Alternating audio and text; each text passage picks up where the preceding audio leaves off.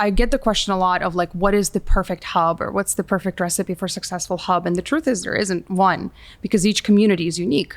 There are communities that maybe, have lack of healthy foods. So maybe an urban farm there would help. There are communities that have, lack of healthcare services or emergency healthcare, and maybe having a modular emergency pop-up center will help. So we're taking more of the approach of understanding from a data perspective the local needs of the community, and then attracting businesses to say, look, here are communities that need these services just as much and will likely be good consumers of those services. So, let's connect that community to those goods and services. This is where it all begins, so say goodbye to all your fears, all your doubts. This is where they die.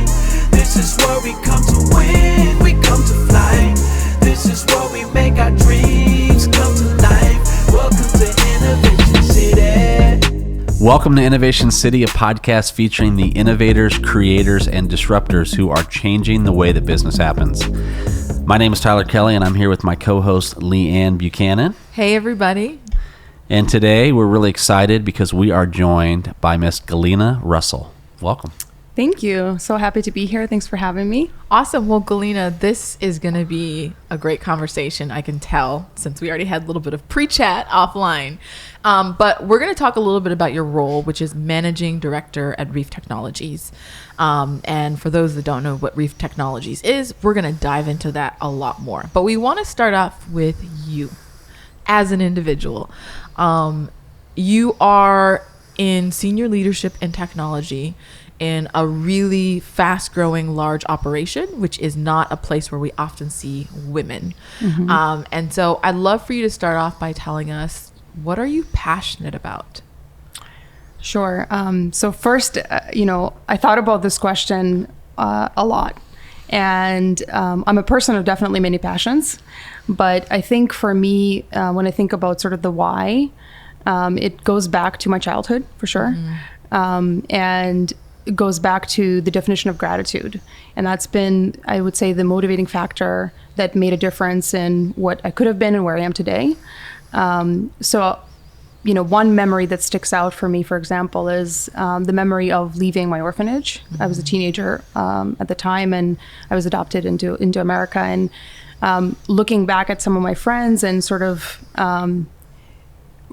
realizing, even as a young child, that I may not ever see those kids again. And, I was so lucky to be able to come to America, to have an opportunity here and to continue having these opportunities. And I think that memory of, seeing their faces and kind of knowing that, who knows what will happen with their lives and what opportunities they will never have, right? Because the infrastructure is not there.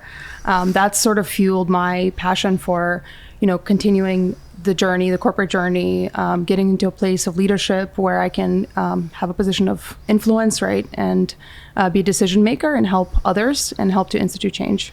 And I want to go a little bit deeper. So originally you were from Russia, mm-hmm. and you came to the United States at a probably later age than a lot of kids that are adopted internationally. Talk to us about what that origin journey looked like for you in terms of coming from a different country, coming to the United States, and then really finding your way through to the position where you are now. Yeah. So I think, so there's, the cultural barriers, right? The language barriers. And I was 12 and a half. So I spoke, little English, not a lot. So at first it was navigating all of that. And I think, being young and being curious, I embraced all of that. So I embraced, learning English. And I was fortunate enough to go to a decent school, decent high school, where I had, teacher to student ratio was good. And I was able to pick up English well, and then make some good friends. But I do remember some of the challenges kind of resurfacing when it came to cultural differences, especially as I began my application process into universities, and then, preparing sort of for business in America, if you will, the large scale business, because there's a certain corporate culture that we have that's, I think, still not as embracing as we'd like it to be. So my my culture and myself as an individual, I'm a very direct person. But you learn, through the school system and going into corporate America, how to frame your message maybe in a different way. And I think, a lot of my formative years here were learning some of those kind of nuances. And then as I began my career and I, still struggled with fitting in or, being a part of that culture, I started to learn how to adapt quickly. And that's adapting quickly is just a mechanism for survival, right? So that's law number one of survival. But as I grew older in my career and matured and went into management and then directorship and so on, I started to really voice the ability to have a much more diverse culture and allow people to be themselves at work, right? So if you grow up in a certain type of culture, a certain type of home, and you're a little bit more direct and you should have the possibility to do work that way, obviously not in a non-offensive way, but in a way that you feel connected to your work. And that has been a big thing for me, I think, in my leadership role. But the other piece of it is women, and the ability to also be a mentor and a guiding mentor to a lot of young females that are still, finding their ground and figuring out, how do I have a voice? How do I ask for the things that I want? Because I think, generally speaking, we know that even in interviews, I think they did studies that, males walk into an interview and they may know 20% of what, is required for the job, but they'll nail the interview, right? And they'll talk as if they know 100% of the knowledge, whereas females are really conservative in that way. And so a lot of my more of like the mentorship outreach has been to kind of empower and build up those girls to have that confidence.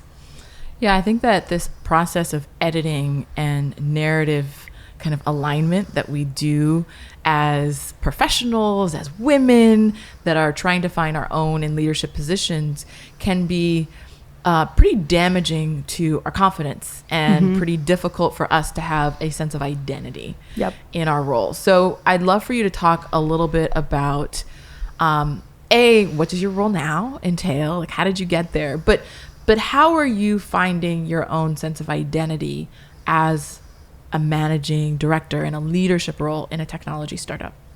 Yeah.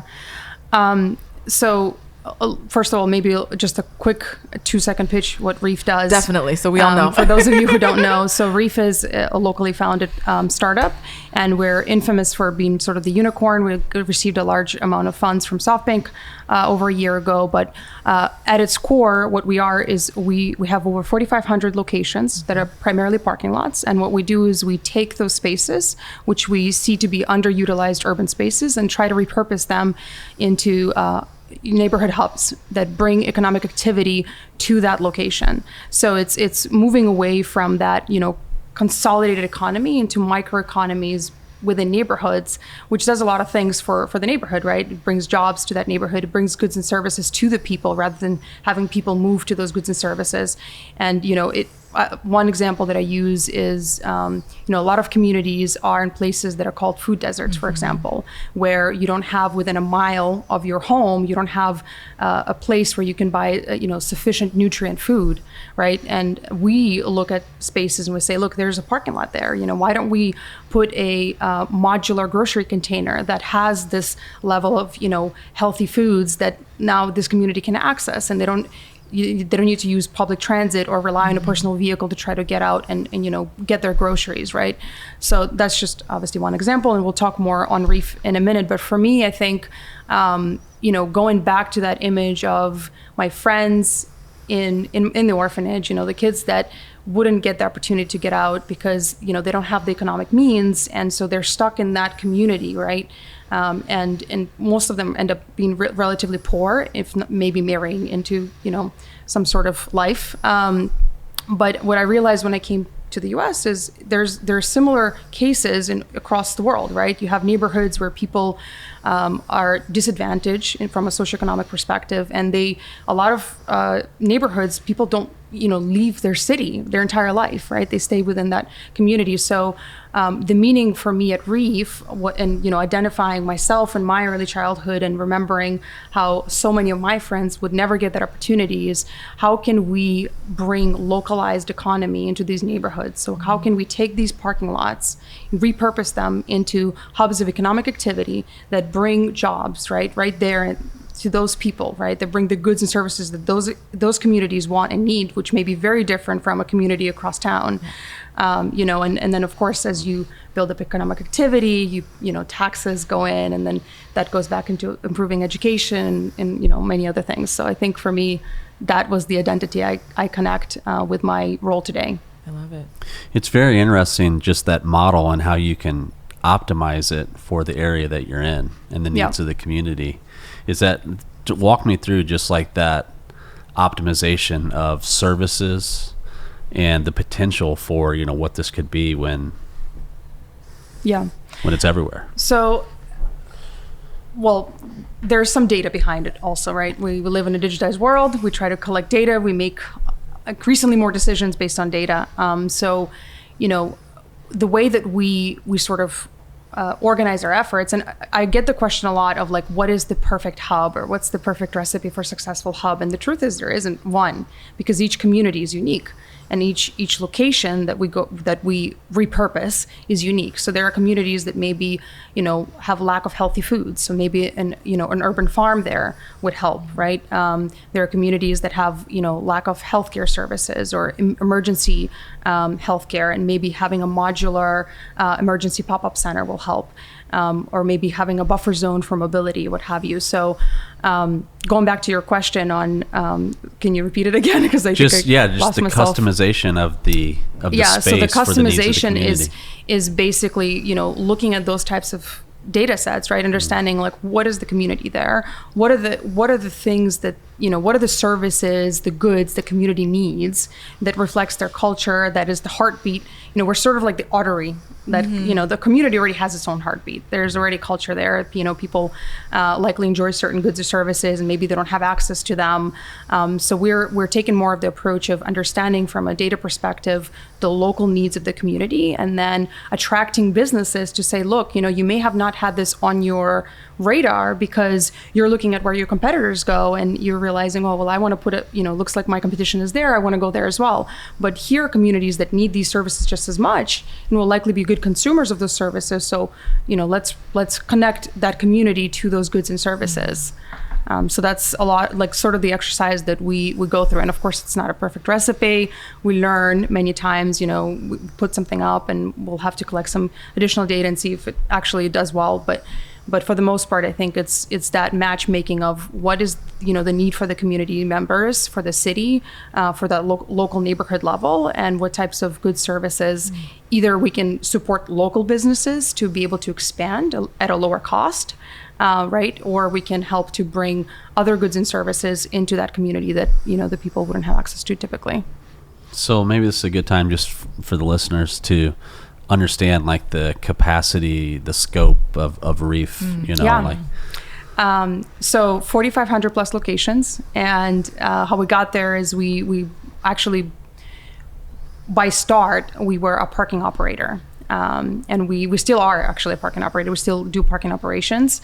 And then we acquired 3 of the largest parking operators in the United States, which gave us access to 4,500 plus locations, which, by the way, is a reach to 70% of urban consumers. And what that means is a lot of our locations are in city centers, are in urban areas. And it doesn't necessarily mean big cities, right? The smaller cities as well, the emerging cities.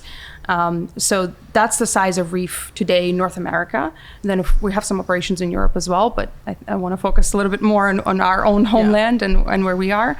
And then I think when we talk about, the possibilities, I personally like to think of Reef as, kind of a comparison to the iOS platform. So like on an iPhone, you have the iOS, right, the platform. And then you as a customer, you can customize what is on that platform by downloading certain applications that are relevant to you, to your experience, to things that matter to you.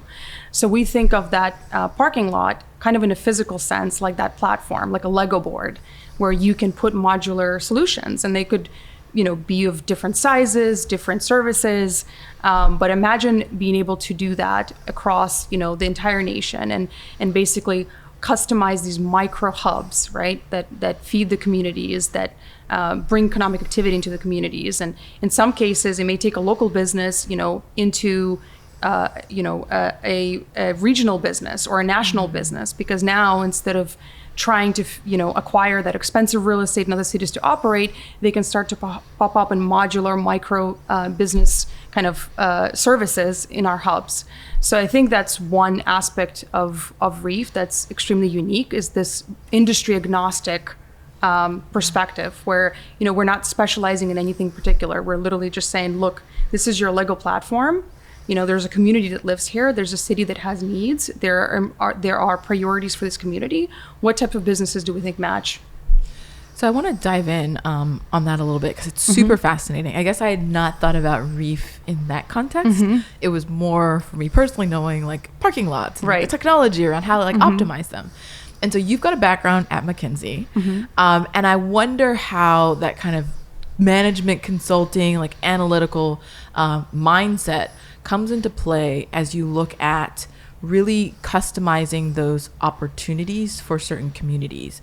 I guess my real question is, how are you viewing Reef as a platform for equity and being a catalyst for scale? Maybe perhaps an example or a way that you've been able to help those communities get what they need in terms of kind of those, I'm literally thinking about Lego, those like modular pieces. Like, how does it actually work in practice? Yeah. So I think actually a good example would be, we launched recently a partnership with DHL here in Miami. And what we did is we helped DHL essentially do last block delivery via e-cargo bikes.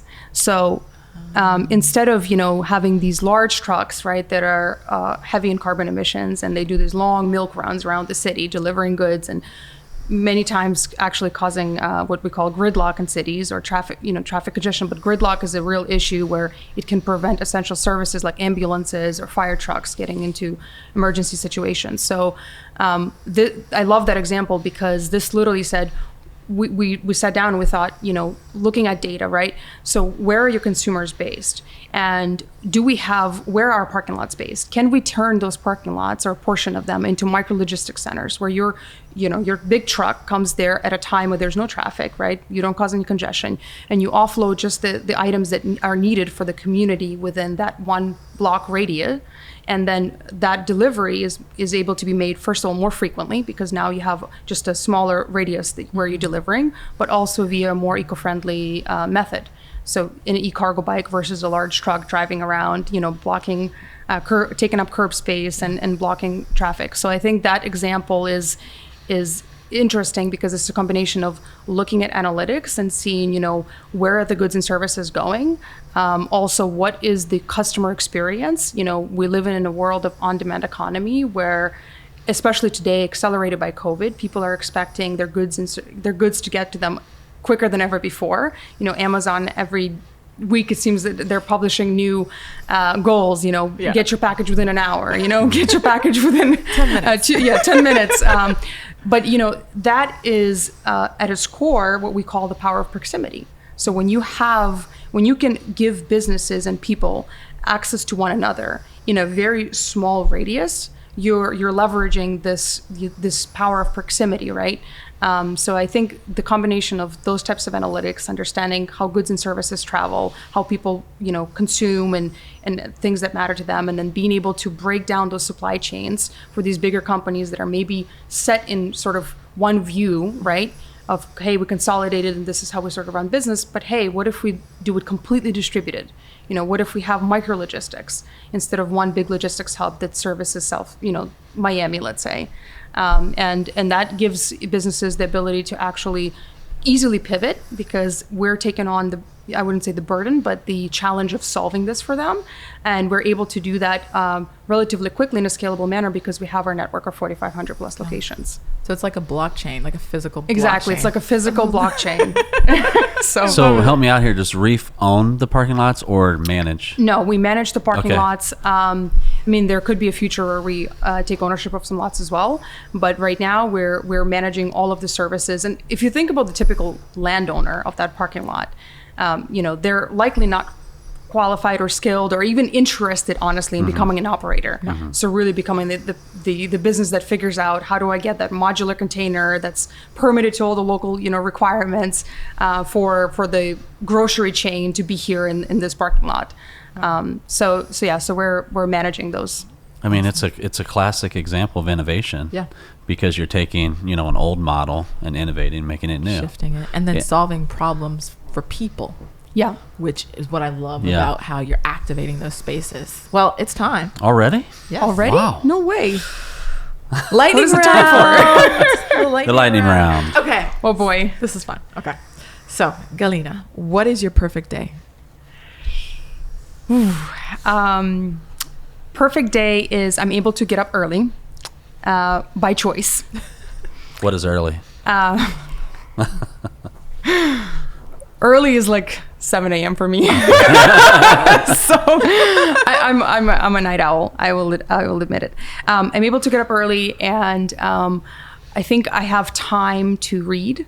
Perfect day for me consists of just kind of having. I think actually, in fact, a perfect day is removing constraints of time. So if I could wake up and not have to think about what time is it, did I get up on time, what's the next thing that I have to do, and just removing those constraints of a 24-hour, block, that's the perfect day for me. Welcome to Miami. Yeah. If money was not an issue, how would you spend your time? Volunteering. I would volunteer all the time. I would probably travel, to the really, remote places that are in extreme poverty, help trying to, understand the problems at the roots, and volunteering just in any way possible. Even with, I talked about my orphanage, going into orphanages, being able to spend time there with the children and, educating, that would be my choice. Who are your heroes? I have a lot of heroes. So I'll start with, because history, there's such a long spectrum of history. So this may not be the shortest answer, just a fair heads up here.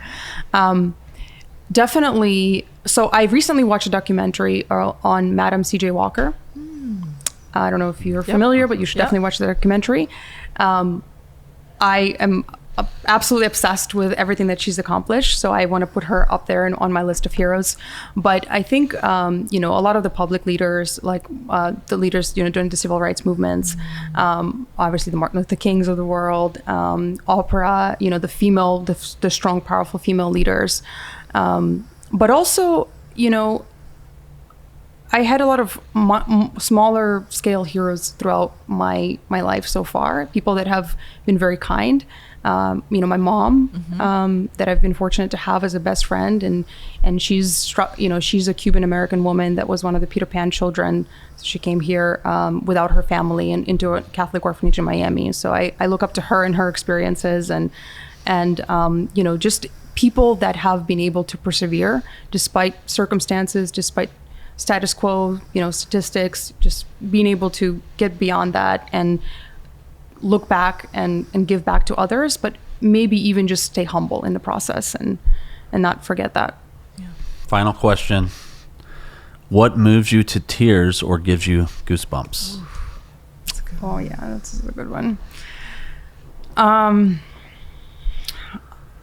Other than those Save a Child or Save a Puppy commercial, which are always definitely getting my purse strings and my heartstrings. I think, when I travel, and I've been fortunate enough to be able to travel, I would say to different parts of the world, seeing like small acts of kindness, especially in places that are, third world and maybe, what we would consider an extreme poverty, and seeing that how people still, help out that old lady or give their, share a meal or, and I saw that a lot when I was in Southeast Asia, studying abroad there, and traveling through Cambodia, and then Burma, especially, that's been a conflict country. And that really, it's a different, you kind of get like a shock of reality of like the world that we live in. There's so many facets to it, and there's so much population that's still in poverty, but somehow they are able to nurture these small acts of kindness and lift each other up. I think for me, that's pretty tear-jerking. You're about to make me cry. Galina, how can people get in touch with you, social media, Reef Technologies? Yeah, so Reef obviously has a website. Our website is www.reeftechnology.com. I hope that wasn't too fast. I'm on social media. It's Galina Russell, so LinkedIn. We also have a Reef page on LinkedIn. I'm not a Twitter user. Apologize. But I would say LinkedIn is the best way to go. And obviously, we have a contact us on Reef, and I'm sure that if someone reached out to me directly, I would get the email as well. Perfect. Well, thank you so much for joining us. This has been a great conversation. Yeah, thank you. Thank you. Thank you for having me. It's been a pleasure. Thank you for listening to Innovation City. If you like this episode, you can find more episodes at innovationcity.co or anywhere where you watch or listen to podcasts. Please subscribe, rate, and review, and we'll see you next week. This is where it all begins, so say goodbye to all your fears, all your doubts. This is where they die. This is where we come to win.